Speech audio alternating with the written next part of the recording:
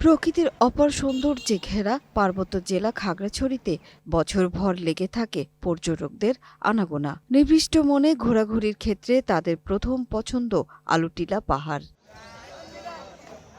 অথচ এখানে দীর্ঘ ৪০ বছর ধরে দুটি পৌরসভার বর্জ্য ফেলা হচ্ছে অবিরত। এর দূষণ ছড়িয়েছে জেলার একমাত্র প্রবাহমান জলধারা চেঙ্গি নদী পর্যন্ত। এতে হুমকিতে পড়েছে আলুটিলার প্রাকৃতিক পরিবেশ, জীববৈচিত্র্য ও জনস্বাস্থ্য। আমাদের ক্ষত এখানে আমরা থাকতে পারে না।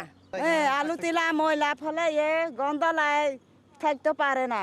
খাগড়াছড়ির একেবারে প্রবেশ পথে হওয়ায় নাকমুখ চেপে চলাচল করতে হয় সবাইকে। এখন আলুটিলা যাওয়ার পথে এরকম একটা সুন্দর পর্যটন এরিয়ায় এরকম নোংরা একটা পরিবেশ, যেখানে পরিবেশ দূষিত হচ্ছে। আলুটিলা ওঠার পথে যে পৌরসভা থেকে যে সমস্ত ময়লা আবর্জনা ফালানো হচ্ছে, এটা বছরকে বছর ধরে চলতেছে এবং ওখানে গেলে সবার একটা নাক বন্ধ করে যেতে হয়।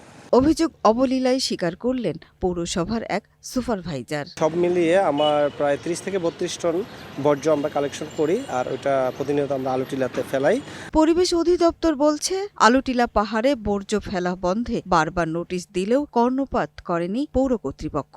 আর সংশ্লিষ্ট ডিপার্টমেন্টের সাথে আমরা এই বিষয়ে যোগাযোগ করে প্রয়োজনীয় ব্যবস্থা গ্রহণ করব এবং সামনে আমরা আশা করব যে আলুটিলা পর্যটন কেন্দ্র একটা সুন্দর পরিবেশে থাকবে।